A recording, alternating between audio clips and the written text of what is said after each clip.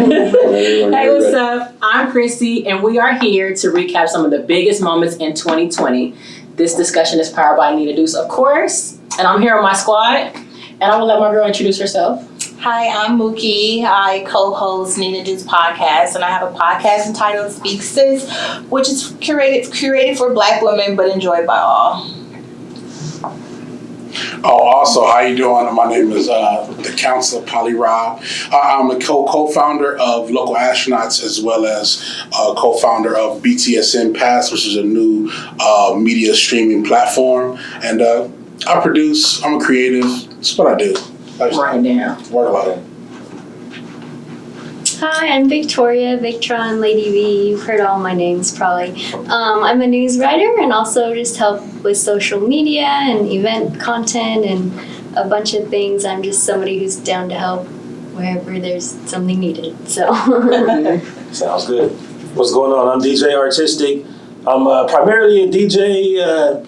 Was always a traveling DJ until, of course, this crazy year. But along with DJing, I also host trivia nights. I also host sample nights and have aspirations of being a music historian overall, along with being a professor of DJing. So, Oh, that's dope. yeah, that's me. That's So dope. appreciate Okay. you. Well, I'm here with a bunch of amazing people collectively. We've all have worked together somehow, some way down the long run. I feel every one of you have played an influential role in the culture, especially on the West Coast. Shout out to the West Coast, because that's the best coast. Don't forget the East Coast. I'm from Brooklyn. Oh, excuse me. Yeah. Come on now. Okay. Brooklyn in the house too. Okay. Big one as well. Right. So again, we're here to recap some of the biggest moments in 2020. First of all, what a fucking year. I agree. Like, what a year. I would have never thought that this year was going to open up like this. I mean, we're at the end of it now, but I would have never imagined it being this roller coaster. Right. It has been a journey. We're just going to kick it off. So the first thing that happened this year was the death of Kobe Bryant and Gigi and 7 other passengers in a helicopter crash. Every time I see fog, it's a foggy day, it just totally reminds me of that whole scene. That's trauma. It's still traumatizing to this day. I think that's probably the worst. I'm not gonna say anybody's death is bigger than another's, or one's life means more than another's, but for us, I think for Los Angeles, it hit home. Obviously, it hit home. Worldwide, though, nationwide, I feel like everybody's, effect of this, these deaths was tragic. The impact was huge. Yeah. Personally, I would love to hear, from all of you how it kind of affected you guys, or how did you guys feel when you heard the news? Well, for me, it's like, well, first let me say that I'm a new Laker fan. Let me say that. By way of LeBron. By way of LeBron. Right? I'm a fake Laker So, fan. my whole life I've been, against the team, but also recognize the spirit. The spirit of the Lakers, the spirit of LA. Being able to go from being from New York and then coming out here to Cali to live, I understand the true nature of what they say, like LA is a part of your soul. So, you guys have figures, you know what I mean? Kobe Bryant is definitely one of those figures. And then just taking into a context of, parenthood, like for me, having 2 boys, and that idea of you want to cover a lot, you want to do a lot of things, and stay on a schedule, get stuff done. And I know in that moment I don't know all the details, but I know in that moment they was trying to get somewhere. Exactly. And I know that feeling of me wanting to rush to get somewhere, and then those moments affect everyone. You know what I mean? So I just look at it from just those parts. Just the love that people have for Kobe in LA, and also another person who's from the East Coast who has embraced the West. So same thing for me, same thing for like Tupac, stuff like that. So I take it in that account as like, keep the spirit going. Try your best to keep the spirit going, and then just really like slow down a little bit. Like I learned how to slow down because that situation and many others, like being able to just I'll get there. I'll get there. I'm not gonna rush it. I'll get there. Because you know? driving, if they would have drove, it maybe would have took maybe an hour or so, Maybe or two. They're coming from deep Orange County. Right. So it probably would have been. But he, like you said, he was in a rush. They had to get to where they needed to get to. And you know, the rush of just someone as an average person is one thing, but the rush of a superior superstar is like everybody around them. They like, I gotta make sure he gets there, and I think that's one of the things that the pilot was on. He's like, yeah, I gotta get Kobe where he need to go. There's no way I can't do that, and I think flying in the fog and things like that happen. You know, it's very unfortunate that just something so small, you know. And I'm pretty sure the teams would have waited for Kobe and the rest of the team to get there. Yeah. They would have waited. You know what I mean? So just my take. Anybody else have any Kobe input? Yeah, I feel like, I mean, it's so much to say. I mean, for us being from here and remembering him as the kid who went to prom with Brandy. Exactly. That's the first time I heard Kobe was like, he went to Yes. prom with Brandy, and Brandy was already so hot, and then him being on Moesha and him being, I remember us trading Vlade for him, and like, I was happy because it was like Vlade was so soft compared to the Kareems and the Shaqs of the world. So when we got Shaq, it was like, even remembering that we like Kobe, but we like Eddie Jones and Nick and them even more. And then seeing Kobe take that spot, and then we still like, the Shaq was still the main star, but then seeing it go like this, and then Kobe just rose above Shaq, and then seeing how we almost lost him in 07 to the Bulls. And at least you know your history. Luckily we didn't trade. Luckily the no clause thing kicked in, so just seeing that, then he won 2 more championships with us. So the thing is, for our generation, he was bigger than what Magic was for the 80s in a way. Absolutely, I agree. And then it's like, for me, growing up early, missing most of Magic's legacy, but catching that, but just seeing Kobe from day one to that last retirement game, me feeling like if it costs $400, I'll pay for it, but it's $2,000, all right, I ain't got that much money. But now I'm like, I'm looking back like, if I had paid $2,000, I wouldn't have been bad. He got 61 points that last game. So seeing all that happen, and then like the way, it's one of those things that I was leaving from Spot in Inglewood, I think the Rusty Pot. And Rusty Pot. I hopped in the car and just got a text. It was like Kobe Bryant dead and crashed from my homeboy, and I'm like, let me see this fake link. It's probably exactly. I ain't believe it. I didn't want to believe it. It was just like, so of course all these rumors coming out. Now was Rick Fox involved. And they weren't sure. There was all these different rumors about it, but it was just like, it was surreal. And the craziest thing for me is that I had to go to the Grammys that same day. And that's at Staples Center. That was the same day. So it was the weirdest thing because I'm dressed up going there, but there's nothing but Laker fans who can't get to Staples because it's blocked off for Grammys. So I almost felt like almost guilty that I have access for this one day for a whole different reason, but I feel bad. I have on a suit and some shoes that hurt. They got on Kobe jersey. And I'm like, and nothing that week felt right in LA. Nothing. Nothing. Everything just felt so. From the food you ate, from the things you watch, it's just like, dude, like I'm over all of this right now. You know what I mean? Like it was crazy. It was just the weirdest thing, and I feel like it's where this year almost became cliche and predictable, almost because it was like when that happened. We all said the Lakers gonna win the championship this year, and it's gonna be LeBron winning for Kobe. Everybody's gonna be emotional when we win because of that. So it was predictable, and he should have said that in his championship speech. I mean, he was holding. He should have said something with Kobe. He said it afterwards. He said it after. That's true. Nah, come on. Yeah. So it's one of those things that like. Even the championship this year, like it was definitely the best thing that could have happened for us, but it's like it was such a bittersweet, weird memory to hold on to.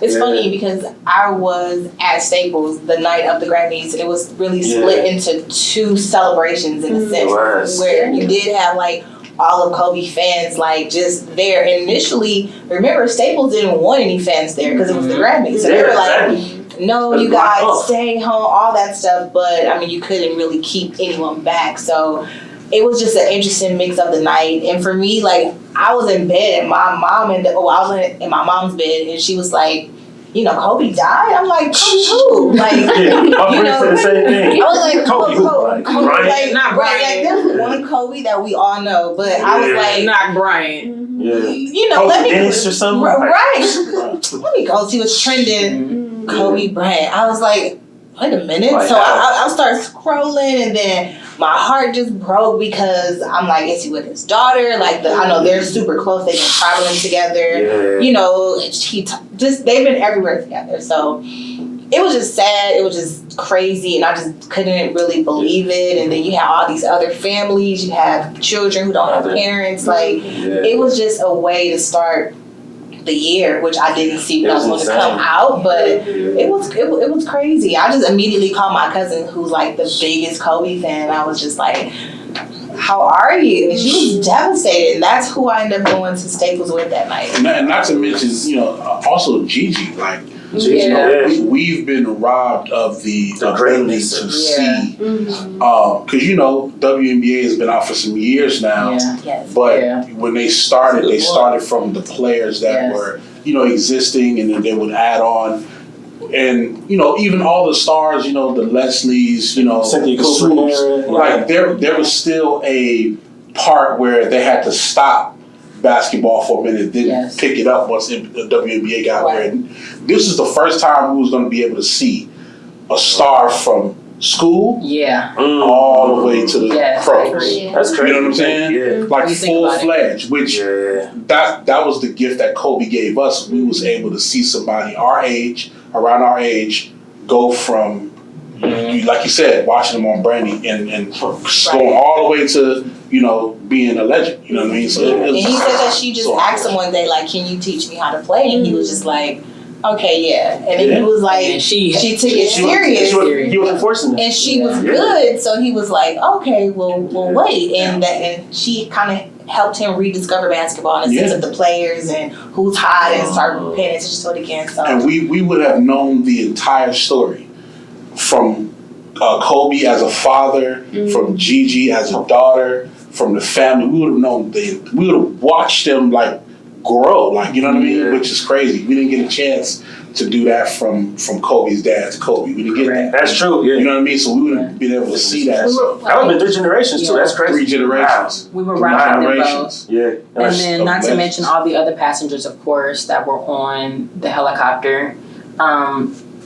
I can't imagine their families, what they were going through in the midst of having to get them. I mean, Kobe as being a big icon, but then also they're mourning the deaths of their family, and it's kind of being minimalized because it's Kobe and Gigi on this plane, and it's just about Kobe and Gigi and not necessarily about their family. Right. So just to kind of, then of course I was like, well, that has to feel like. That has to hurt. That has to hurt too. And of course they're mourning Gigi, but they mourning. I mean, somebody lost their father too. Another woman lost her husband and their kid. I mean, I can't imagine my child being on the plane, me getting the news, and my husband. Like, that's just completely. I can't even fathom that. But overall, like, rest in peace to Kobe. He's always forever in our hearts. He's LA. He's a part of LA. His daughter Gigi's a part of LA. And rest in peace to all the other passengers. Moving forward, COVID-19. COVID, domino effect. So of course we lose, Kobe, Gigi, the other passengers, and then right after we get our first COVID-19 outbreak. Our first outbreak, I would say, was delivered to us sometime February, March, or maybe early February, March. And then March 13th, 14th, I think we got the news about schools closing. It was just happened so rapidly. Out of nowhere. Out of nowhere. Yeah. So I'm thinking, like, was COVID not here last year? Because we was functioning just fine last year. It wasn't no issues last year, but all of a sudden, I just felt like it happened so fast. Schools were shutting down. Our restaurants were closing down. Businesses were closing down. Clubs. Everything that was a part of our everyday shut down. People couldn't go to work anymore. And we started quarantining. So that was, I feel like, and we're still in it. So this has been the biggest, this has been one of our biggest highlights of 2020. But for me personally, quarantine has changed my life. I feel like I needed to quarantine. I needed to sit down. I needed some things to change in my life. And it happened, the changes that happened in my life happened during quarantine. So shout out to quarantining because I am a new woman because of quarantining.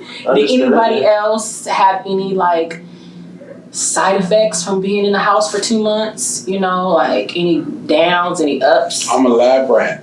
I'm always in the lab. I'm good at it. For me, it's funny because, just me being in my career, I almost feel like my trials and tribulations beforehand prepare me for this moment because I constantly, I'm an entrepreneur, so I haven't had a 9 to 5 for 16 years now. You know what I mean? This is what I do. That's it.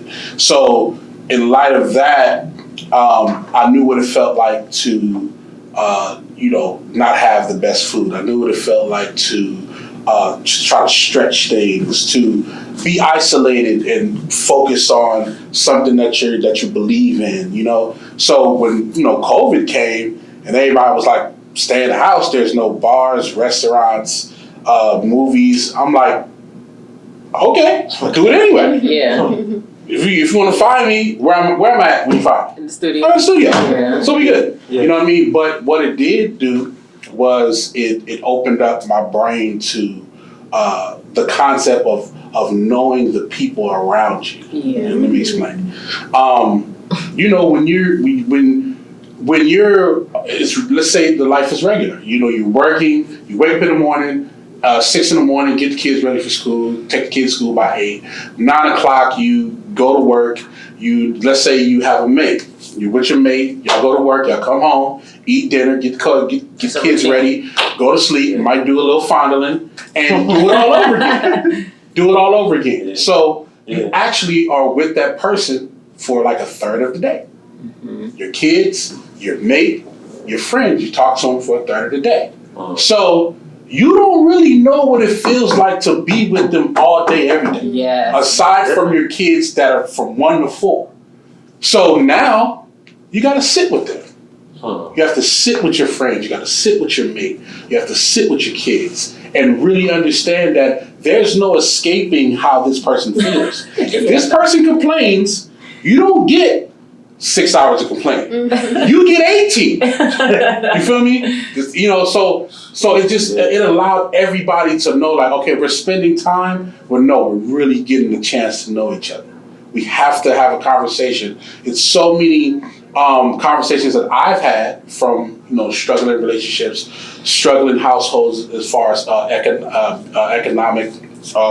What they try to do as far as money, income, trying to start a business. I think there's probably been more businesses started like this year than probably in the past 5 years, which I love because, it's like having a contingency plan should always be a thing. Absolutely. Especially, and it just goes back to, me, like I'm a creative, so I always believe in doing what I want to do. It's not about the money for me. It's not about, trying to be rich.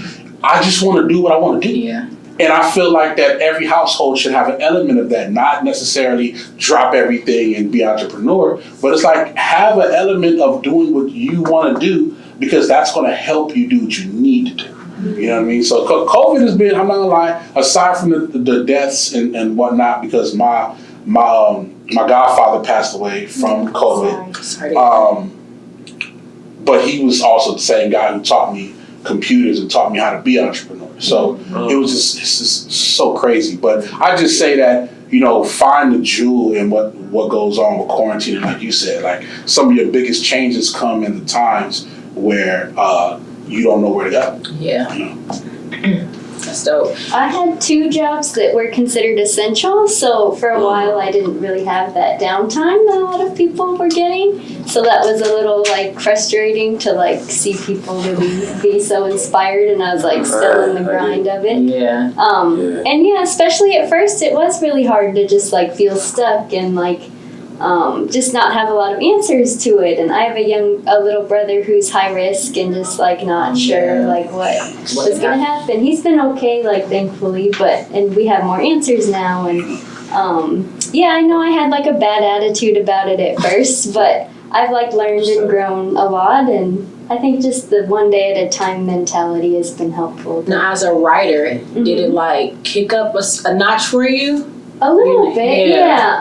I started my own sports blog in February, so right before everything happened, I guess. Yeah. But I've kind of tried to just do my own thing in general, anyways. But it definitely helped be okay, I can't depend on the industry. I have Absolutely. to keep myself going. So yeah. That's understood. And Rtistic's been DJing us through quarantine and through Yeah. COVID. Appreciate Which that. is cool because we need that. Like, music for me is everything. You know, It it's is, me in a it good. is. It hits my spirit. It hits my soul, and it's just a part of me. It's a part of my life. You know, and you playing virtually like you've been, and you still doing your virtual DJing, it has really put us all in a better mood. Absolutely, it does. And you've been really kicking. You've been strong too. You've been going so strong. I appreciate So we that. are grateful for DJ Rtistic through COVID, through quarantining, because music is it's a part of our lives. No, thank you for that. Yeah, For sure. I It's feel part of like our with lives. that, it was I can't even explain everything like within 2 minutes, but basically, it's where at first when it first hit, I was a little bit happy when they said, okay, you get a month and 2, because that was the estimate. All right, we're on lockdown for a month initially. Yeah. We didn't know how long it was going to be, but for me, I was kind of burnt out from doing stuff outside. I had a Monday, Tuesday, Wednesday that were guaranteed every week.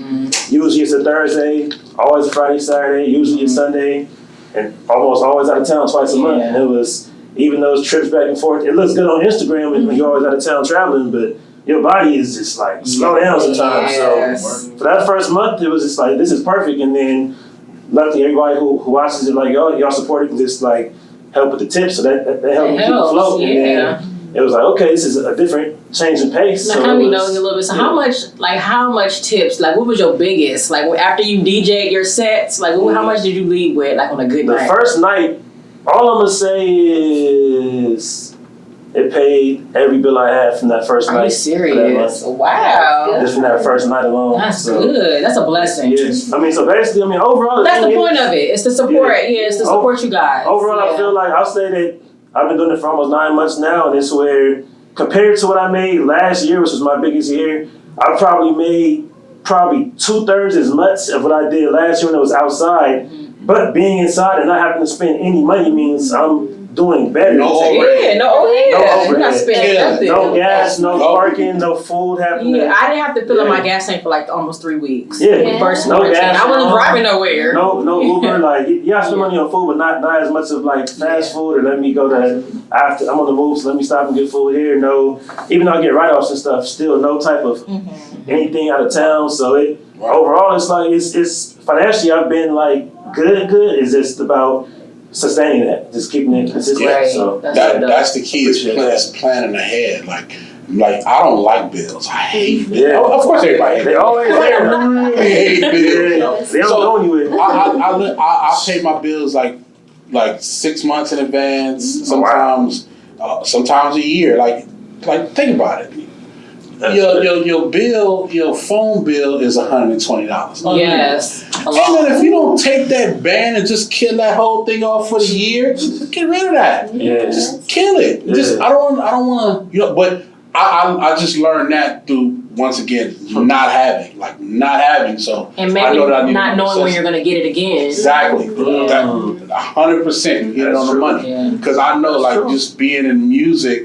It's like you don't know when your next check gonna happen, so you got to kill off all your bills, and and then just mentally, like, there's no way I can do my creative 1-2 step if I gotta worry every 30 days. It's another bill. Every I feel like every time I pay some shit, here comes like, can I just break it? Can I have my money this time? Can I please have my money? Quarantine has definitely helped us, figure out what's important to our families, what's important to us. What's our leisure? What's our true and living leisure aside from just going out and kicking it with the people? Like, I know there's been so many shows I'm catching up on old stuff like 24. that's true. I ain't never seen 24 before. They like, you're I'm crazy. catching up on what's it called? Snowfall. Oh. I never watched it. watch it. I saw 2 episodes. I didn't have time to watch it. Yeah. Crazy. Crazy. I never had time. Yeah, I binge watched Ozark, so that was Right. that was my Yeah. that was the shit. But you know what's the best part about And it? Insecure. I never watched Insecure. Fire. Yeah. You So this is my first. I know. Girl. I'm the one that didn't watch Insecure. I know. So I binge watched One thing y'all Ozark and should Insecure. do- Yeah. And it's just a weird nerd thing, but listen to the podcast Yeah. of the show to get into the forums. Yeah. That's when it get crazy. Right. Because it's still forums That's now what from gets old into the fandom. shows. That's what Yeah, like the yeah. fandoms, like, I love it. I all love over it. the podcast. Well, Yeah. to a degree, we're still quarantining. I hope, everybody's still being safe, wearing your mask. I feel like even when they say you could kind of, when we get that order, maybe we can lift up from the mask, people still gonna be wearing them. Yeah. Now it's a part of the norm. Right. You know what I'm saying? Like, I'm gonna feel weird going out the house with my mask. Like, you wear your mask again. Yeah. You know, but moving on to the next highlight. The birth of the versus battle. This has probably been by far my favorite thing that has happened during this all. Versus, shout out to Swiss and Timbaland first of all for that. It started with them two just in their car. Well, Swiss was in his car. I think Tim was in the studio, and they were just going back and forth in their car, and then it turned into a thing. And I was like, "Shit, this is fire!" It was like 2 hours of them just going back and forth between Swiss and Timbaland, and it was fire. As a fan of music, as a fan of them both, like that's my favorite era of music that they both come from. Wow. And their catalogs are just crazy. And then we had so many followings, so I'm so glad they continue to do it because I look forward to versus battles. It's a whole thing now. I just need somebody to help me figure this shit out on my TV so I can stop watching it on my phone. I need to get that HDMI cord hooked up. I always put them on my Twitch usually. Whenever it's a good one, I put it on my Okay. Twitch. So you can watch Yeah, I need to figure that out quick. But I want to hear you guys' favorite versus battle and your least favorite. So my least favorite is the aunties. I'm sorry. I agree though. So that makes both of us. Patty, I love you, but That was hilarious. That was hilarious. it wasn't my thing. And, I love all. Listen, I'm a music head. I love all genres. I love all eras. I love it all. But that just wasn't my thing. My favorite one, probably, I have a couple. I'm gonna just keep it short and sweet, so we can go around. Teddy and Babyface was the shit. For sure. The first one was a little. I need Teddy to just chill out, but the second time he came, he got his shit together and he came correct. Yeah. As a fan of rap music, I love this Jeezy Gucci Mane one. Yeah, historic. I feel That like one was Gucci. crazy. But yeah. I feel like Gucci. Yeah. Like I'm not a real big Gucci fan, but I when he was playing his music, I was fucking with it. Like it was just, I guess in the moment, it was a culture thing, but that was big for what it was. Especially for Atlanta. Yeah. Yeah, and history. I really love the T-Pain, T-Pain, Lil Jon. That was fun. That's probably the most fun. That was the most fun battle. The personalities on that one. Yeah, and I could have watched them go for hours because that shit was just fun overall. Yeah. But so Mookie, what was your favorite and your least favorite? Probably the aunties. I agree. That was like Shit on the aunties. The aunties. It was funny. it was cool. It just wasn't for me. Right, They didn't cater to me. They didn't know what they were doing. They didn't know why they were there. It was just was not for me. Like it could have been streamed on Facebook. That's probably where their H demo is located. But I could have passed. I really enjoy Brandy Monica only because that's like, that those my girls. Like I love Brandy, so easily the music I knew. I enjoyed Sean Garrett and The Dream just for the sake of the birth of it was cool. And The Dream was playing golf and shit. Like it's just all the different reasons why it made it, that was a bar though. Right. It was like it made it gold, What other ones did I enjoy? Jonte and Neo. Oh, Neo, that was cool, yeah. And I like Jonte because I wasn't familiar with him as much as I was with his pen. So it was like to bring face to these. I didn't realize he didn't have the shit he played. Right. I was like, damn, and his look, his aesthetic, people say that's just him in real life. So it was just good. I would like to have a drink with him. I'm going to speak that into Oh my God, girl, yes. Jonte, holla at your girl if you ever see this. Right. We got far. Yeah. There you go. Do I want to say mine? Because y'all might get angry. Come on, just say it. Okay, at this point. I think I know what it's gonna be. My least favorite one, and I gotta explain. No, just say it.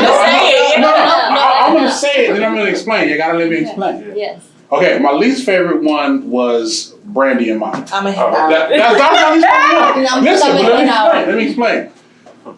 Okay, so first off, we already know the records was hit. We already know that.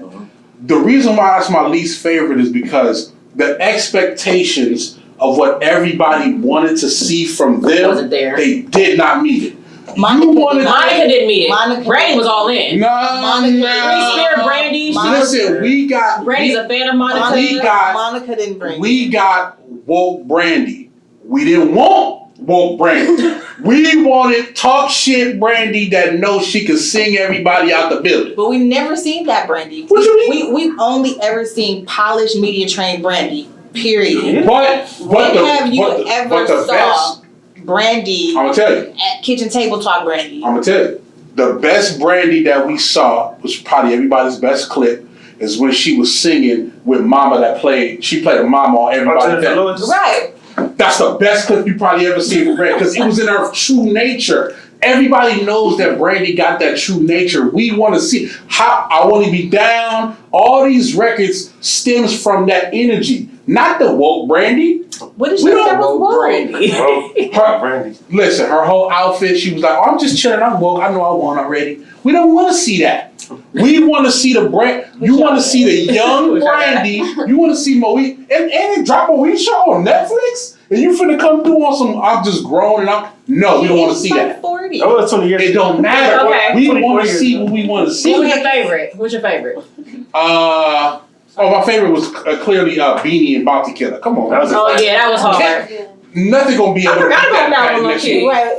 Well, honestly, it was the best one because they shifted the platform and how the shows are delivered moving forward. They took that motto. Right, because they was the first time I seen their personality of who they are making music, who they are on stage, and the camaraderie that they have with each other in the culture of reggae. That was all together, that was a big and deal. they put on a show. And they freestyled extra on Beanie top Man of that. was hard. They both Listen, was hard, but Monica and Brandy, they did not sing The Boy Is Mine. Monica didn't want to sing it. So is it true that they didn't? I don't believe everything I see in memes, but some of the memes claim that basically Brandy, whatever Brandy did, she did something to Monica where I guess when it comes to streams, only she gets paid for that song and Monica doesn't. So because of that, Monica didn't want to sing it because I'm not I sure. heard something like that. That may be true, but still, all in all, you know that your catalog, you own a lot of your catalog. Yeah. So which means that,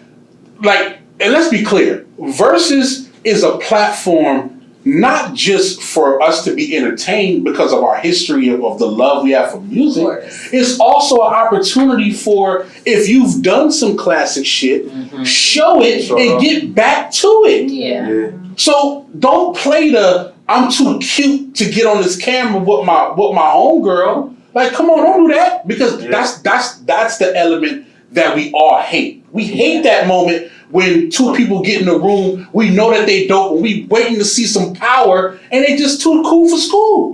That's why I call that the that weakest energy one. was terrible. Because especially every woman in my peer bracket that loved them too, y'all know what y'all wanted to see. Yeah. Y'all know what y'all wanted to see. It was a lot of energy going into it because you just haven't saw them two sit down together in such a long time. We remember they performed at the what award show that was. They was on separate sides of the stage, and they went that one hit another, and it was tricky, all that stuff. So going into it, it was like, how is it going to be? I will say it was kind of hard to watch, but it was easy to enjoy musically. Yeah. Only because it was something I give Monica. I mean, Brandy was a little stiff because she is so polished and so media trained. She's just so one dimensional in our face. Yeah, I love Monica, on the other hand, is a little more edgy, a little more something else. You know what I mean? I like her, right? But when you put them together, it was just kind of like that. It appeared as though they had. They are different people. They're different. They are, but it appeared as though the chemistry amongst them was off. Right, and that's why I feel like they should have had a backstage conversation. Like, look,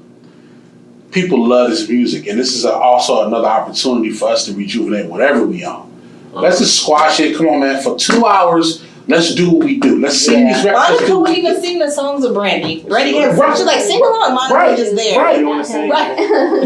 And you know, we all know that we know singers. So we know when they in the groove, especially 2-3 singers together. Oh, it's one hitting the high, one hitting the low, one doing the high, one doing the ad lib. Right. I was praying for that. I was like, but I didn't get that, and you know, and she didn't sing the boys. Yeah, I was disappointed at that. Like that was the finale, the all finale. Monica was bugging. Yeah. But I still liked it because that was like my era of music where I knew this was my shit. I grew up to every record that's played. So for sure. Man, yeah, you're right. I pretty much all the women I dated, they listened to them. The soundtrack, son. That's the soundtrack. Right. Yeah. So Victoria, what was your least favorite and your favorite? For my least favorite, first of all, I didn't get to watch all of them. I just kind of like picked and choose. But I'd have to say my personal least favorite was probably Rick Ross 2 Chainz. Yeah. Kind of for the reason of the energy. Yeah. And just Rick Ross, I love Rick Ross's music. Like I was in Miami in college. And so. Okay. But I think his attitude is just too cool. It's for too cool. Yeah. He runs too late, man. We're not doing that. It works for certain platforms, but not for verses. Yeah, you gotta put on a show. Yeah. And like 2 Chainz was trying, he was having fun with it. Strippers out, he was turned. He was ready, yeah. And I don't know, Rick Ross just, I don't know. So no, we get it, he the biggest boss, okay? So he got that mentality, he the biggest boss. So that was your least favorite. So what was your favorite? Do you have one? Yeah, my favorite was probably the Gucci Mane Jeezy one. Yeah. I didn't think it was gonna happen. Like I know they announced it was T.I. Jeezy. I wanna know the background on that too, on why they swapped it. I mean, it was better. I think the machine behind it made sense to do. Gucci Jeezy. I think with the history. I just think with the history of them beefing so much, it's bigger for Atlanta. You gotta do that. You gotta do that. I think the timing of it was interesting, but I think if we go for me, I'm like the casual fan of hip hop. Well, that's not true, but I'm not as versed as some of my counterparts here. But like, I would have still preferred to see T.I. and Jeezy in the sense of they both have big records. And for me, that's what I mean. Like just big records, and I think Jeezy has more of a huge regional success, and we put him against Jeezy, who have such commercial reach.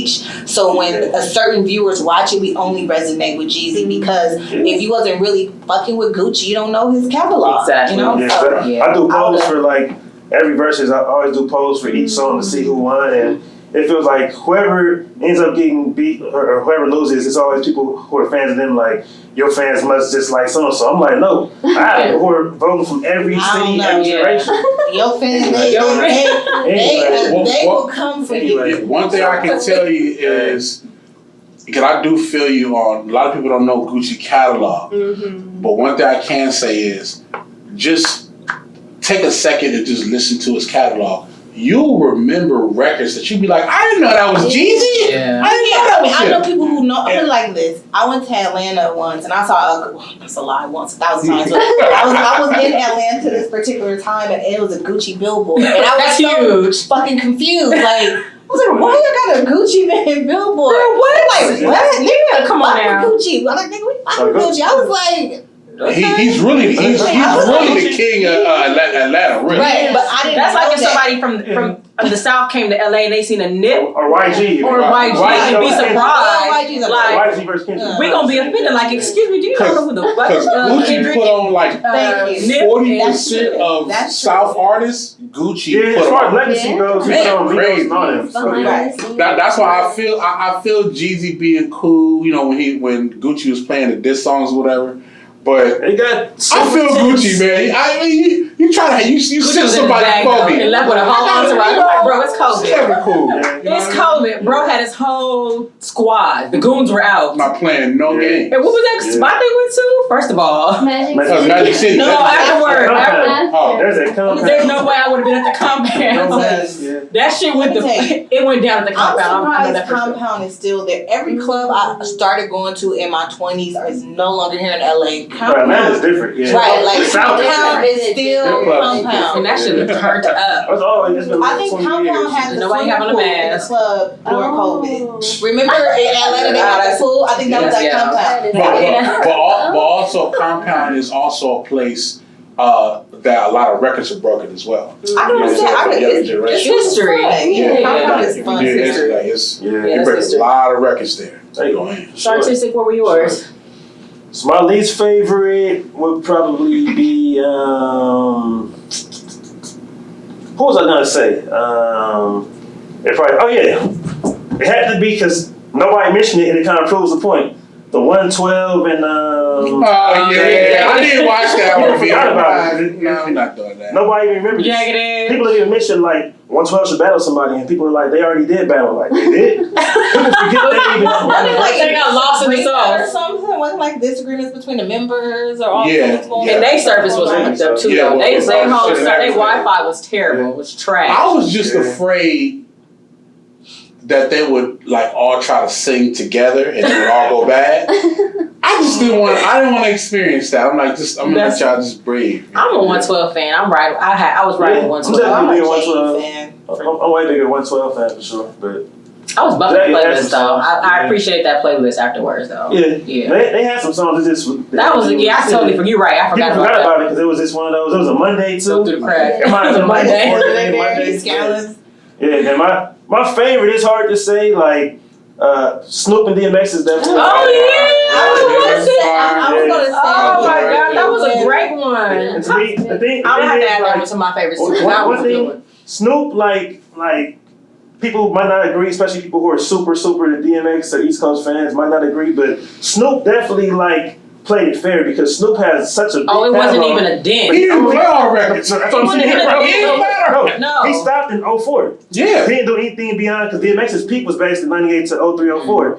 So Snoop purposely didn't go past 04. He didn't do Life of the Party. He didn't do Sensual Seduction. No, you're right. None of his gospel. The one thing music. that I love, Yeah. the one thing I love, and you right on that because the one thing that I loved was Snoop played some of the classic B-side The records album that we cuts. love. Yeah. Right. And I love that. And I love that because Yeah. DMX had a mixture between both of The those. street and the commercial. Yeah. Snoop That played, was actually a really good one. It was really Yeah. fun. That was a fun and their, hit. like brotherhood. And Snoop made him feel Yes. comfortable because DMX he's always on edge, of course, because his life. I'm not opposed Yeah. to Snoop going again with somebody else. Right. He got enough of his Yeah. catalog. Right. He got enough. He gonna give us a whole new 20 A whole songs. new Yeah, he got a yeah. whole new A whole new 20 songs. He can do that. He got a whole new 20. Yeah. Snoop Right. was a We need a struggle. part 2 with Snoop for Yeah. sure. And DMX, Yeah. I felt like his feet was hurting after a while because he was just.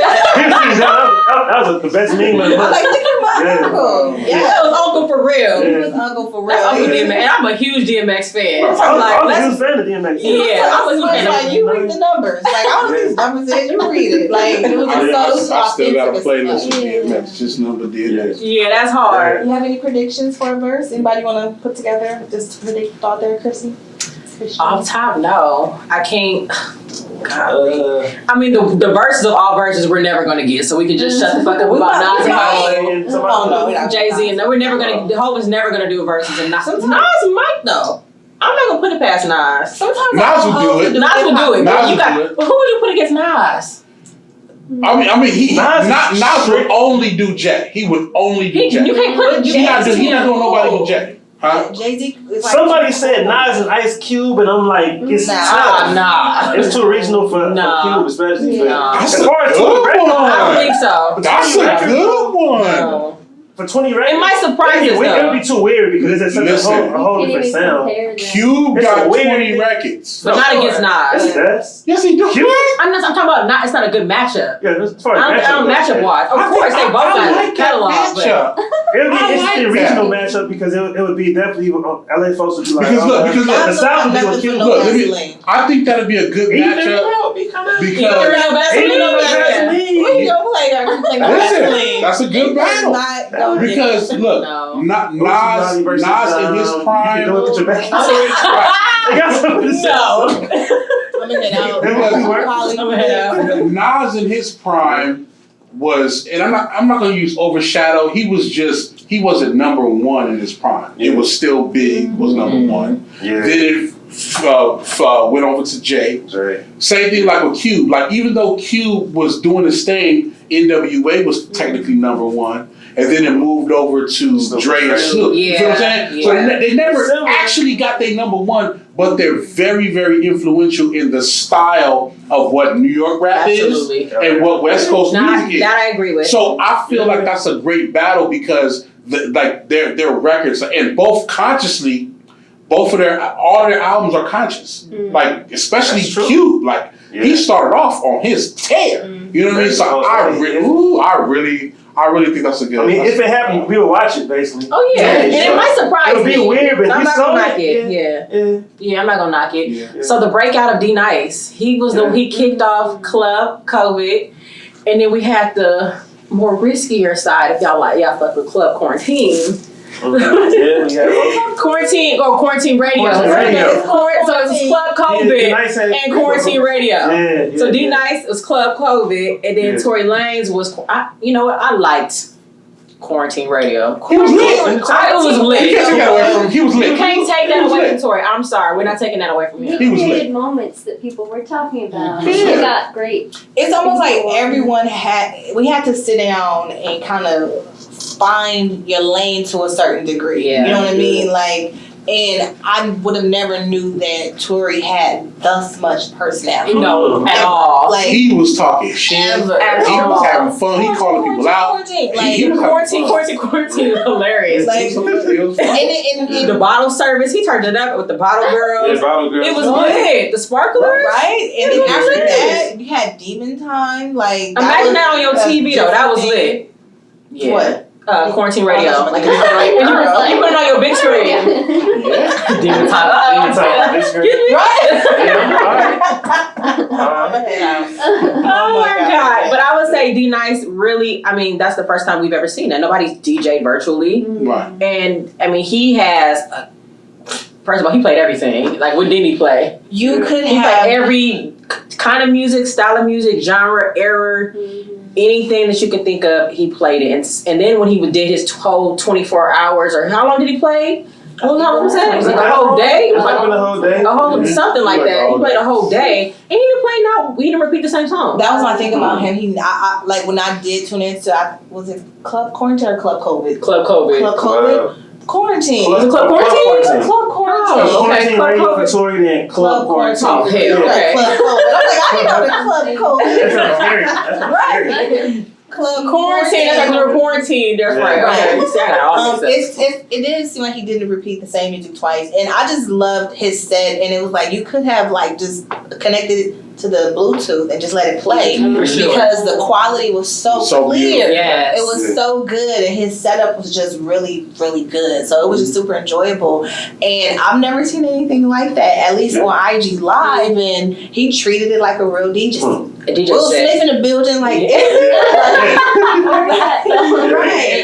and just the value. I know Rtistic could attest to this. Just the value of what a DJ means to an event. Yeah. You know, D Nice and of course you and other DJs that are performing on these platforms are just reiterating that. It's reiterating that your value is so important. Yes. So now the next time when we get back to regular life, the club owners come with that bag. Yeah. Come with that bag. I can low-key do it in my bedroom if I want to. Yeah. And get the price that you're asking me to settle for. Best So believe give me the bag. the DJs is who's going to get us out. When we can come out, depending on who's DJing. Promoters might some of them might lose their spot because it's like and they should, and they should because for me, not to cut y'all off, but for me, I feel like the promoters should have never been the in between the actual club owner and the people. You know what I'm saying? I feel like these promoters, I all due respect to all the business for sure. Right. But when it comes to like, we need to make sure we have the entertainment. Yo, take care of that DJ. Yes. It ain't this is the only budget we got. No, if you want this DJ, this is what he's charging. Because he's bringing the people out. We're here for the DJ. And he's taking care of the people. He's that's the ultimate thing. He's taking care of the ambiance. So when people don't feel like your price is valued enough, the DJ will change that. Him and the bartender. Yeah. Couple drinks. Good DJ. Yeah. You feel like you're spending $100. You know what I mean? Even when it's not a packed night, if it's the right DJ, you're good. Like, no matter where you at. I miss Rtistic's Friday nights at the Dime.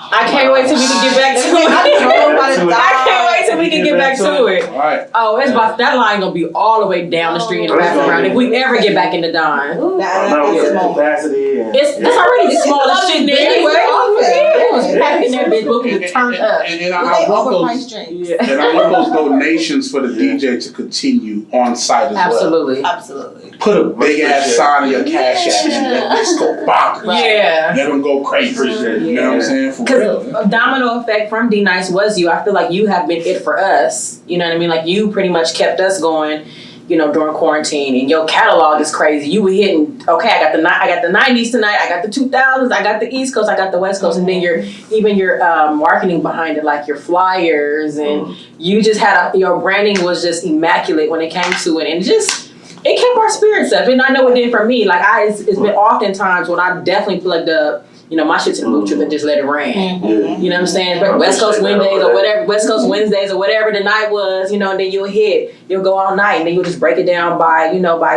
errors or whatever. But that's just dope. I love the 90s. Yeah, for sure. So you kept us going for sure too. I appreciate it. I mean, it was weird because, like I said earlier, I had no idea how long it was going to be for, but I felt like as long as it's going, I'll be DJing somewhere anyway. So I feel weird being at home on a Friday not doing anything. Not doing nothing. Yeah. It's like in some ways it's more fun because it's like it's where of course I don't have a crowd in front of me, but it's really a combination of being on the radio because in the radio, if you're on radio, you don't see anybody but the engineer. It's that plus we have an AOL chat room attached to it. So everybody there is telling you how they feel right away. They telling you like what songs they're enjoying too.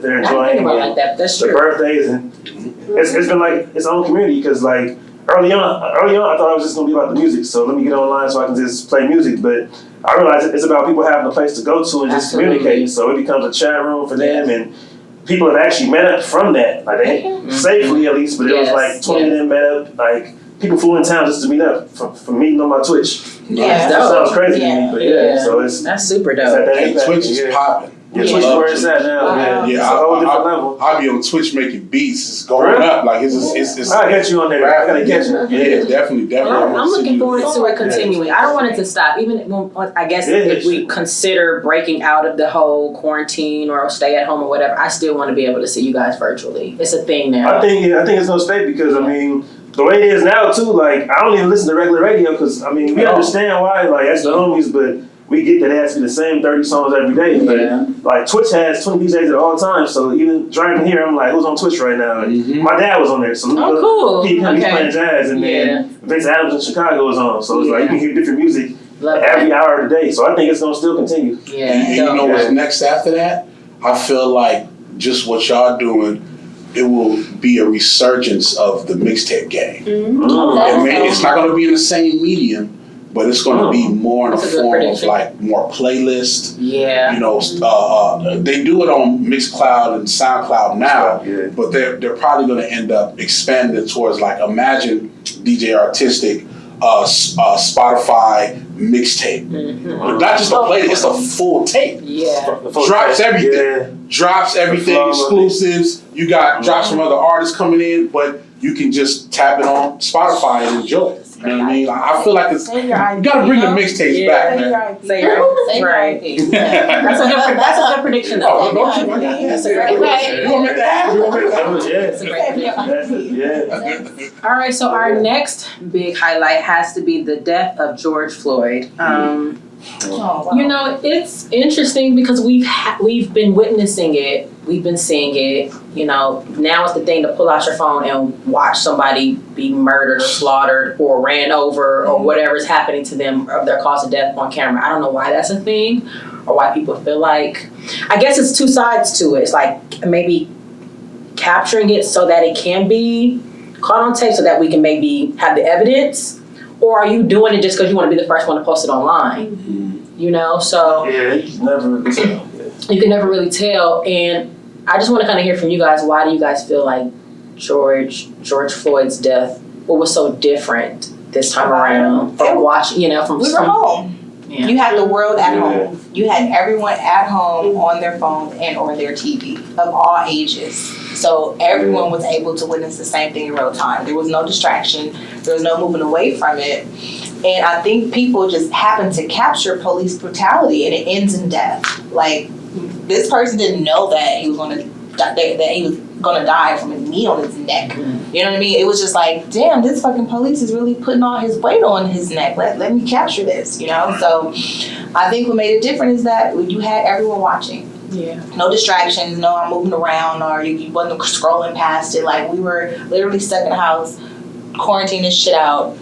This happens and you like, what the fuck? And it kind of just took legs of its own. That's the only thing that I think is different, because when I go through my time hop, I'm surprised that 2 years ago today, we were talking about Tamar Rice. 6 years ago today, we were in Ferguson.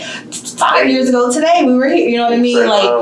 Right. Like, whenever I go through my time hop, we're always right here. I think this time we were just sitting down and we were able to witness something. I guess it's the same with Breonna Taylor. Right. Yeah. Right. That's the biggest. It's like it was a snowball effect to everything. So it's because we, like you said, we were definitely sitting home watching it. And with everything with Trump, it's like one thing about Trump. So people I'm talking about politics all the time. People might say that like Pence is worse than Trump because of his policies and this and that. Or they might even say that like Reagan, as far as policies, was definitely probably the worst Republican president. But with Trump became an icon and a cultural figure for racists who had never been as bold and in power. So the thing that proves that, Mitt Romney lost in 08. Or was it 12 or 08? Romney was 12. Romney was 12. 08 was McCain. John McCain hit that speech. So it's like those two lost. When they lost, you didn't see any McCain flags the next day. You didn't see any Mitt Romney flags the next day. Yeah. Trump fans are still out there riding that flag around. So it was the tense pressure of everything that built up with it already being a very tense kind of racial divide going on the last 4 or 5 years because of Trump. So all that, plus we're stuck at home, sitting at home watching it. So when all this happens, we see the video of it, because there's been videos before, but this one here was just like, it was a super clear video. And it's where a lot of times it's always, well, maybe they did something or maybe they're trying to fight back. Anybody who watches that video can't deny it. So no matter what excuses they have, if he, whatever they said he did, I forget, was he the one that claimed had a counterfeit money? So whatever it was, so I think all that together just made it worse. And then it was the fact that once again, no justice was served. Then if you go back, I think that other guy was killed in Atlanta, the jogger. I think the that jogger was So I think that, and then we led that was this. terrible. Like, okay, what the That was terrible. Yeah. And even that's, the details of that is real sketchy. And for me, it's like, I feel like it was slightly different. Like, I don't know if you guys have ever watched when you was young. It was this VHS tape called Faces of Death. Of course. And it was just I remember the name. No, me neither. So it was a VHS tape that they would have. You would go to your local movie store, and the same way you would, get like, I was in anime, you get regular movies, you could also go and get Faces of Death. But you had to have somebody 18 and over to get it for you. But it was pretty much a tape where it showed some of the most gruesome deaths, right? From MMA when it was early, train. Like Rotten.com. That's how I was thinking about Rotten.com. Yeah. So, right, because Faces of Death was the origin of what that eventually became. So I'm saying that to say, fast forward to now, like a lot of the killings that we see on tape, because things are open, we see the police, shoot from afar, somebody drops. We see a struggle of somebody getting choked. And we see all these things happening. The one thing we don't see is the face of the person who's doing it. Yeah. You got a chance to look the devil in the eye. And all of our nightmares that we think when we see the devil, we think it's going to be this mean person, somebody who's growling, whatever. And for the first time, we see the devil, and he looked like he just had a cup of coffee. That's the scariest part. Yeah. It's not about race, not about where you're from. That was pure evil, and he didn't bat an eye. Mm-hmm. You have your knee on somebody's neck, and it looked like you just sitting at a desk. You shifted your weight, your entire weight to a neck. So with somebody that you previously worked with, exactly that too. The back right. So that's hard to watch. And if anybody has watched Faces of Death or like that website you was telling me about, you get a chance to see some of the most evilest things like right close in person. I don't think the world was quite ready for that. And I'm talking about the world, like everybody, all ethnic backgrounds. They wasn't ready to see that, because usually you can identify evil with, angry, eyebrows raised, fierce, loud talking. He was as calm as you are in a library, killing somebody. So I think that, along with the other things that you guys are saying, led to people just like, you know what? No, that can't happen. Yeah. We can't allow for something so calm and so evil to exist in our community. We can't. Yeah. You know what I mean? And we still fighting to this day. It's insane. Victoria, didn't you have a story, like a George Floyd story? One of my best friends, he's like a brother to me. He actually knew George Floyd. Really? So he was really affected. And he posted on social media about knowing him, and George Floyd was kind of like the OG that let them into Third Ward, and they did concerts for the kids and held like baptism services for the community. So I helped my friend he was getting media requests, so I helped him do interviews for places across the country. We were getting requests from across the world, which was really powerful. Wow. And yeah, I think like you guys have said, it was just such an extreme, like 8 minutes is so long, or however long it was. Like, we saw the entire 8 minutes. Yeah, and just to it was such an obvious case of corruption and of abuse of power, and there was no justification for it. And I know people were even trying to say, oh, Big Floyd did this, but like he served his time, and like nobody's perfect, and like my friend, knowing him, knew how he was turning his life around, and it just was so terrible. And then the reaction that the world had from that, of course, because they wanted justice and they wanted to see the officers, behind bars, was of course the whole Black Lives Matter movement, the looting, the protesting. That was something to see also, to kind of witness right before your eyes. All that's documented like from the 60s and the 70s, at least for me. When I think of protesting and looting, well, I would say Rodney King, because I remember the Rodney King riots for my generation. Right. I remember that. And I remember, because when that happened, I remember literally, I'm from the Crenshaw district, born and raised, and I remember literally going down Crenshaw and everything being burned down to the ground. And it took years to restore. Especially like Crenshaw, Martin Luther King, where it used to be Rodeo, now Obama, like that whole shopping center and that whole Crenshaw Boulevard was just, and they could not restore that for a very long time. So I remember firsthand seeing my own neighborhood burned down to the ground. And I was at the time maybe 6, 7, 8 years old, but growing up, even getting older, still like, damn, they still haven't been able to fix it. That caused a lot of Black and Korean race relations in the community, because although we lived there, we didn't own not a business in that community. Like I did not go to the store, the cleaners, and see reflection of me that owned the place. Yeah. So at that point, it was fuck everybody who is not Black. Yeah. That's pretty much what it came down to. And I was 7 and kind of and realized like what was going on in real time. It's, well, not necessarily, but when I got a little older, then looked back, you kind of see like we didn't own That's our the thing, because community people at that time. The biggest reaction to everybody who wasn't there was always saying, y'all stupid for burning down your community. And it's like, looking back, I'm like, if we didn't own it, it's like, not it wasn't ours. Like, it was really big. Like if you even go look at some of the documentaries about it was like the race relations were not good, because at that time, like, this is who owned everything. It's fresh off Natasha Harlan's. Absolutely. That was the bigger reveal. And it's always something that happens that is kind of, we don't turn a blind eye, but it happens. Then it passed. Yeah. Some shit happens again. It's like, what the fuck? You know what I mean? So, yeah. And I would want to separate, like, the Black Lives Matter from, like, the protests and stuff, because I went to the one in Hollywood, and it was as Hollywood as it could be, the one that had that park by the Beverly Center, right across the Grove, that park right across the street. Okay.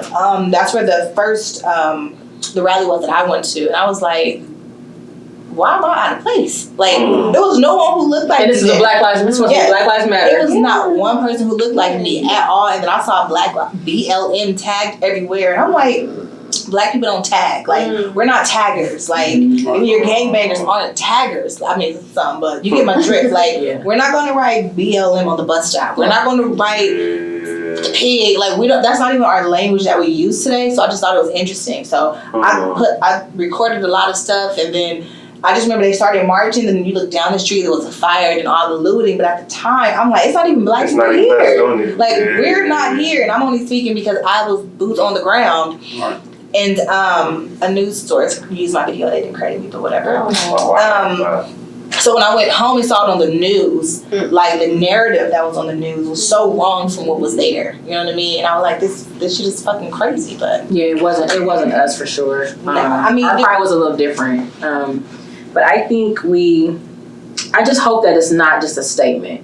Black lives, I mean, and you know, the whole all lives matter, Black lives matter thing is. People get annoying with that. Yeah, it's like historically we've been treated as such. So this is just us reminding, like, our lives matter. Like, that's the two is our lives silent. matter. This should be obvious. Yeah. Obviously, Black lives matter too. Yeah. But of course, they see it. But it's just a cop out. Anybody who tries to use that, even like my high school, I went to Catholic high school in Torrance, and it's like it was so surface liberal, but it really isn't. So even on that board, the non-blacks were saying, no, there was no racial inequality. Everything was just harmonious. And I don't get why the whole Black Lives Matter thing exists because, of course, they matter. But I will support the organization. I'm like, but can you set a statement without attaching to the organization? Exactly. And they can't. It's like they have to have a cop-out or excuse just to be against it. Absolutely. So, yeah. Right, because now we have like Blue Lives Matter, and it's like It's too much. It's too much. Yeah.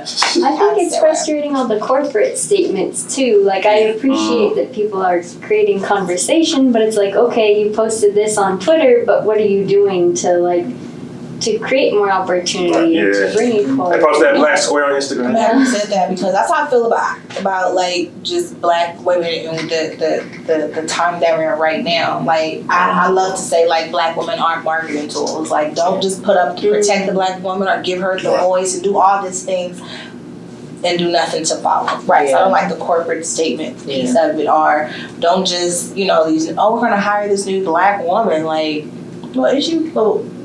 Okay, you know what I mean? Like, what you say, please back it up with some action. That's pretty much my point. I feel like this new generation, they're not having that shit. Like, across the board. Like, because the latest generation, I would say, business-wise and even personal, probably have the most diversity as far as ethnic backgrounds a part of this circles. Yeah. They do internships with all different styles. So I'm saying that to say, even when you saw in the riots, like, there were places on Wilshire that got burned down. Yeah. You go to Compton, good.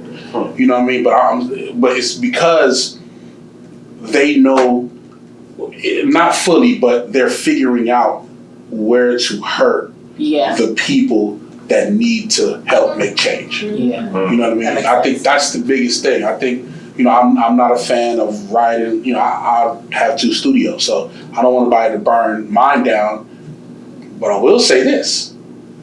If mine gets burned down in the midst of the statement that needs to be made, so be it. So be it. Yeah. You know I'll say this. Happy Eyes stood while everything around it dropped on Melrose. Right. And then it's also, in an economic sense, if you don't go over there on Wilshire, go get you a building, it's for the low right now. It is for the low. Get you a building, you go up, you know what I'm saying? Like use this time, you know what it is, like when things of this happen, for us, it's of course tragedy, but for people who are really thinking, it's an advantage economically for you to get to the next plateau. There's some these things happen. There's definitely opportunity. You know what I'm saying? Right. So it's like if just take time to think about that in the midst of mourning as well. Yeah. Because I know during this whole time, I'm beasted. I'm beasted. New buildings, new action, new everything. Because I know that there's a narrative that needs to be told, and we have to be the people to tell it. Across the board. Absolutely. You know what I mean? So let's do it. I think each generation learned a little bit more from the last. Yes. You know what I mean? Yes. And that's why I think this generation is just is a little different. I think their mobility is a little different. However, I do think it's heavily relied on allies. And it's like, if we can't just organize and mobilize, I think we'll be fine, versus depending on teaming up to make it happen. Because whatever we do benefits everybody as a whole anyway. Yeah, absolutely. And then also to go back to what you were saying about, like, don't use like the black woman. I think the other side of that is like stats wise, they're showing that it's really changing. Mm-hmm. You can't just go into Marshall's and all these different places and shop and you getting money just because these same mannequins are up there. It's not happening no more. I'm telling you, this younger generation, they know they know their style, they know what they're gonna do. And if you don't get it right in Nordstrom's, then these young creatives is gonna have their own store. Yeah. And it's a wrap. Absolutely. So I think that these major companies understand that and they make those adjustments necessary. Absolutely. Now, whether that black image gets used properly is up to them to listen to what we are. Mm-hmm. Like, listen to us. Let's get those creators inside to say, like, no, let's get the ethnic makeup artists. Let's get the ethnic model, and let's have them have an opinion. Mm-hmm. Don't just hire them and tell them to put some clothes on. Mm-hmm. Let them have an opinion. Mm-hmm. You know what I mean? One of my good friends, she has a daughter who's straight A student. But she was like, Ma, I want to do makeup. Mm-hmm. But I want to do like cosmetics from a creative perspective. Yeah. Her mom, she's excellent with makeup. But it's not her style. Like what her daughter was on is not her style. Mm-hmm. So I told her, I said, all due respect, if you don't shut the fuck up and let your daughter create you a business and a legacy, she's not doing it your way, she's doing it how she sees it. Yeah. So let her get in that building. Yeah. Fast forward to when I said that shit. She's in an internship, working with big companies, doing great things. So it's like, fast forward, it's like, no, let these young generations get in these buildings and let's help pave the way on top of us getting in that building as well. Absolutely. I agree. That's a great point. Presidential election. We got Donald Trump out of here. Clap it up to that. Is he officially out of here? He about to be. Oh, man. He's out of here. Does he keep trying to go to court? He's out of here. You know what? Why he is putting up a fight. That man fight. He fighting. It ain't gonna matter. It ain't. Yeah, he's even out of here. Republicans not on his side anymore. Yeah. So. It was a shit show. It's been a shit. I will say this: the Conservative Party, like, I've never known the Conservative Party to be what I've seen it the last 4 years. Mm-hmm. Everything before this, they seemed really conservative, real straight, something real. This year they seem to be so rogue. Like, who is this party? But they stayed on course. They stayed on code the entire time. Because even if they didn't like him, they rode with him. And now that he's on his way out, oh my God, we never liked him anyway. Right. But they stayed the course with him.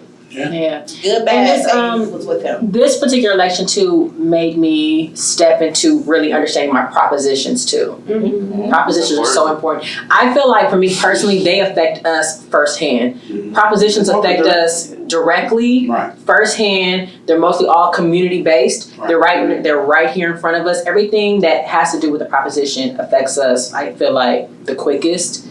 And it hits us. The law goes into effect like immediately.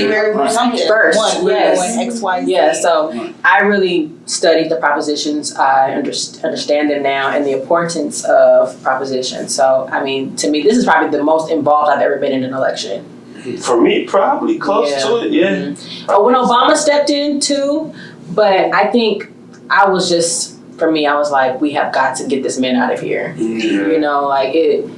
And I'm not a CNN. I'm not gonna sit here and act like I watch CNN and I'm on CBS and I got all the notifications hitting my phone. But I was glued to the TV this time. Yeah. I was really glued, and I was like, I really can't believe we got this fool in office. It's time to get him out. Like the crazy thing, the thing that annoyed me is that like, I understand that as black people, we shouldn't just always go a certain direction, always be Democratic just because it's Democratic. Yeah. But I never saw so much opposition toward Democrats from black folks who weren't even necessarily, or they all claimed to not be Trump fans. They were claiming, but they were always, well, Kamala's a cop and Biden is racist and this and that. And it's just like maybe you don't know history. Like, no president is ever going to be all the way in agreement with us. And some of them were against Obama, saying Obama didn't do anything for black folks. And I'm like, y'all don't know anything about history, about what the president does. Like you said, the propositions are more important for directly affecting us locally. Yeah, exactly. So a lot of stuff you complain about, well, the hood's still the same. The president can't come to the hood and just, point at this and just, he's not Thanos. He can't just press a button. And Absolutely. Yeah. But it's a big step, at least. I feel like we stepped up. More people voted this year. Yeah, sure. You know, this year was some of people's first time voting, so that was dope to hear and to see and to witness. Yeah. So I just think that we're hopefully, moving forward, we're on a better path. We're on a better path. I think COVID definitely helped the voting process. Yes. For sure. Because they tried every which way to stop people from voting. And, with the votes being more electronic, it's going to help for future elections. Absolutely. Yeah. I hope Jeezy makes my vice president. I love that tweet. That was cute. Our VP is black. I love that. Yes. I need that for sure. For sure. Why is there no song? It's supposed to be a record for her. Somebody gotta make one. She from Oakland too. We need somebody gotta make a record. Why did not make? She from Howard. Somebody got to do a go-go song for her. Yeah, the whole thing. Right. Yeah. I gotta call Rhapsody. She gotta do a record. Yeah. Rhapsody, for sure. We had a lot of celebrity deaths this year. A lot of celebrity deaths, of course. As we mentioned at the beginning, Kobe and Gigi and all the rest of the passengers. But just to name a few, this is not even like a dent, but we lost Naya Rivera, we lost Chadwick, Pop Smoke, Andre Harrell, King Von, John Lewis, Sean Connery, and Little Richard. That is just to name a few. That's not even the mass deaths that we lost that have the people that had an impact on us culturally, if it's music, it's entertainment. But it's life cycle. Some of them were tragic, some of them were illnesses, but it's just a part of life cycle. And then we have to just pray and continue to love each other more. Yeah. To make amends with whoever. To keep people close to you, and because you just never know. You just never know. I was very, very hurt by Chadwick for sure. Chadwick was hard. It was so unexpected for Chadwick was hard, and nobody knew that he was. To know that he wasn't.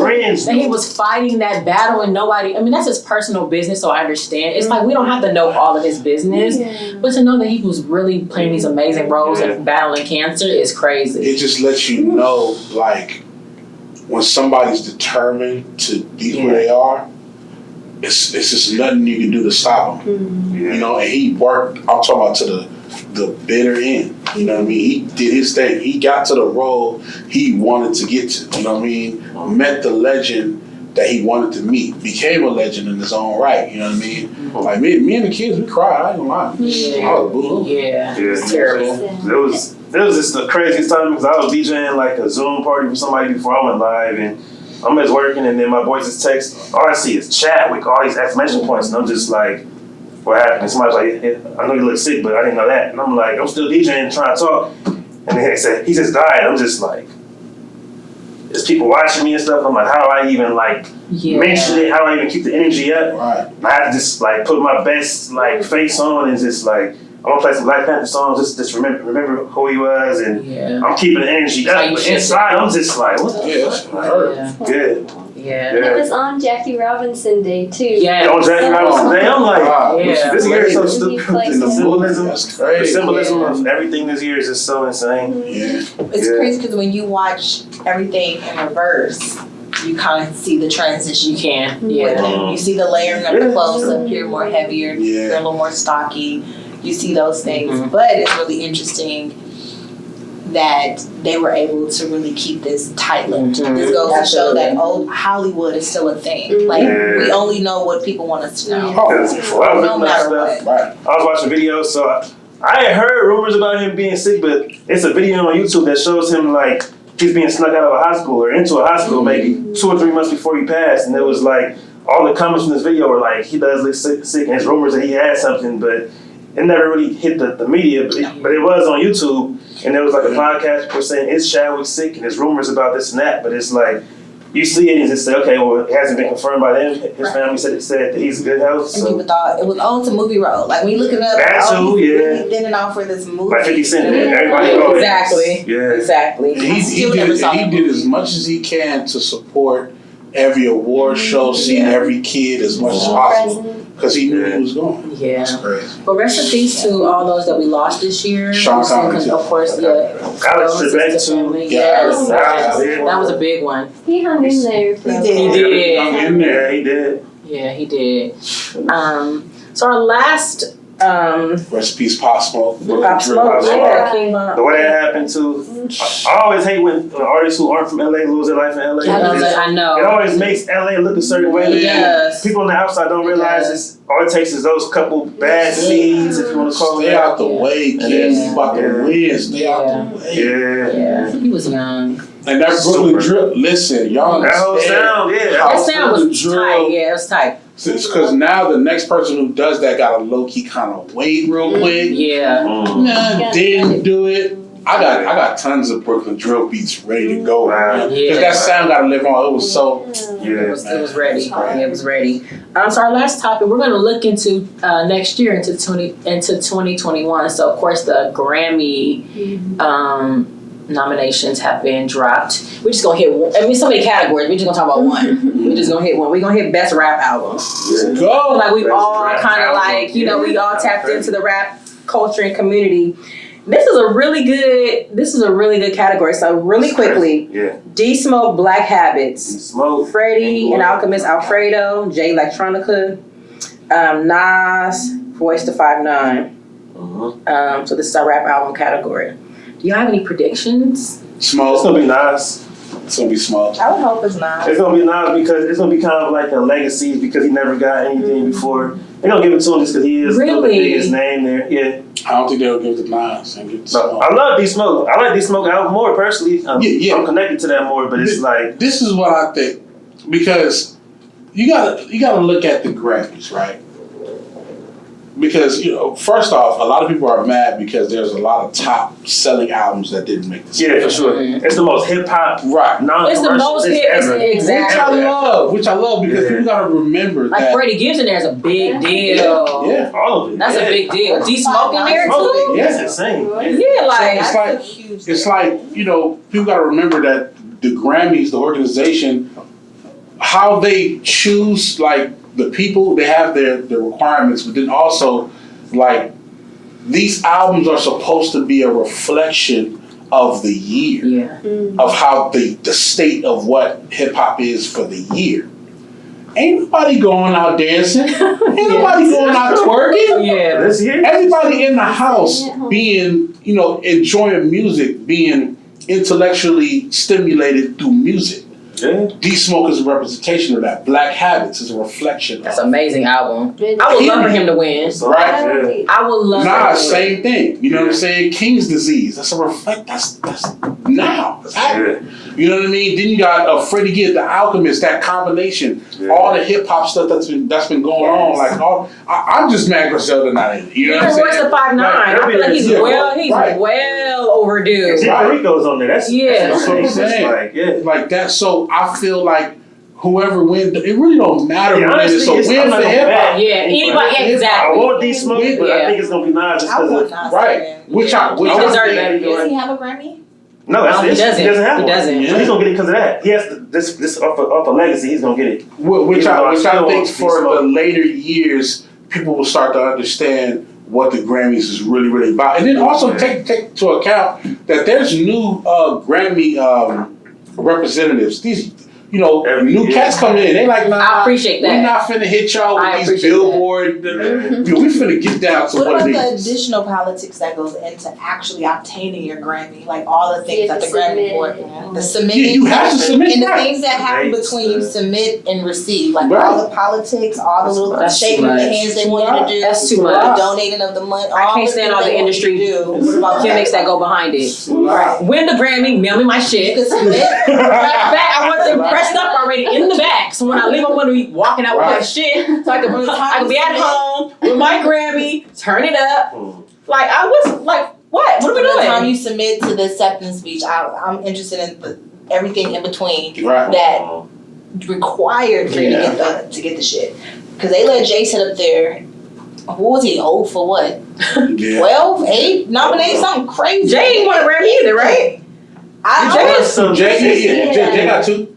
Oh, does he? Okay. 4? Did he get one for that? No, I think that's when they had a front he row. got one for. And it was 0 for 8. He He's got one for sure. Kanye, yes. Okay. That's He right, got a that's couple. right. He got a couple. He got one like before that. He got one. We talking about Jay-Z. And he got That's a problem. I think he got But that's several. the point. But you gotta remember that in Jay-Z's time in this era, Oh, I remember. there was only one part of his era where he represented what the entire hip hop was. Yeah. He was the biggest, but it's the difference between being the biggest and the reflection of what the sound was. That's true. That's why Kendrick I've always think got out what of touch. Kendrick got. Even though he lost the first one, he should have got that. But in that time, but also remember, Macklemore in that time, it was a lot of cats coming out with weird, crazy records like that. That was a reflection The of song that that year. was like pro like LGBT. Yeah, and then what's the other dude? If y'all see that LeBron James Christmas commercial, what's the guy in there singing? Oh, D-Ram? Or somebody else? D-Rap. Okay, D-Rap had a song at the same time. It was a lot of records like that. So there was a reflection of that. But the next year, it was all Kendrick. Yeah. Because he's a reflection of what that sound was for that The year. Grammys historically gets it wrong. Mm-hmm. Like Yeah, from the especially beginning then. of it all. I think that they get it wrong from a perspective of how the quality of what the albums are and the songs are from our perspective. But I don't think they get it wrong all the time in terms of that album was a big album as far as the reflection, not sales. I think they get it reflection of wrong the by the people who ultimately make the decisions at the top. Because you can have all your committees and all your suggestions. It's almost like the electoral college. Like, okay, we have this popular vote, but it's going to come down to these 270 regardless. Yeah. And I think that's how the Grammys operate. You can have all your committees, I filled in for so-and-so. Yeah. When they get to this room, these are the decisions Right, we're going to right. ultimately say. Yeah. All right. And at that point, I think it leaves all familiar. I Who's look familiar? forward to seeing who's going to win. This is going to be a very interesting. I mean, either way, like you guys said, whoever wins is good. It's a go. It's a go. Period across the board. Yeah, and it's covering all 4 regions. It's somebody from the West, the East, the Midwest, and South. Absolutely. Just by the nomination, everybody money go up. Yeah. Somebody also said that the West Coast always makes sure one of their artists makes it onto the ballots. Really? Yeah. No. So that's Listen, a lot of these. West Coast is A lot of these nominees, a lot of the people on the Grammy table, like they have their agendas for sure. You're right about that. They definitely have their agendas. But I believe that ultimately at the end, because you got to think about it, it's just like Super Bowls, like championships. We know that Lakers winning the championship this year is not just because they was the better talent. The reflection of what the NBA was this year across the board, especially with Kobe dying, they deserve to have that. Yeah. So I feel like the Grammy is still that, because when you go back, let's say we go back to 1990, right? What do you remember about the best albums in 1990? As far as rap albums? Let's go rap. Ice Cube, America's Most 1990. Tribe had the Rtistic off the cuff. I'm like, I was 5 years old. Let me go with Siri. Right. Well, that the year Will Smith won the Grammy. Let's look up what it is. That was Smith. Right. Brand Not the New Grammy over somebody. Short Dogs in the House. Let's see from 1990. Let's see. I don't know who was nominated, but that's the albums I can think of offhand. The Brand New had. We're gonna say that one for another discussion, because that's a whole. Yeah, that's a whole. That's a good one though. We gotta recap on that one. Mm-hmm. But this has been a crazy year. To Lisa say, I'm glad that everyone here is healthy. We all have been able to stay afloat. And just to a better 2021. I think we will go into next year. I think we're gonna all have this new sense of like energy, and we're just kind of ready, and it's just kind of go time. I know things are gonna still be in place, but it's time to hopefully turn it around and just kind of get this all under control. this year was just trying to figure it out. We've been trying to figure it out. For the whole decade. That's how we started the decade, was this year. I know, for sure. Yeah. Okay. You know what? It had its ups and downs, but you know what? It's a wrap.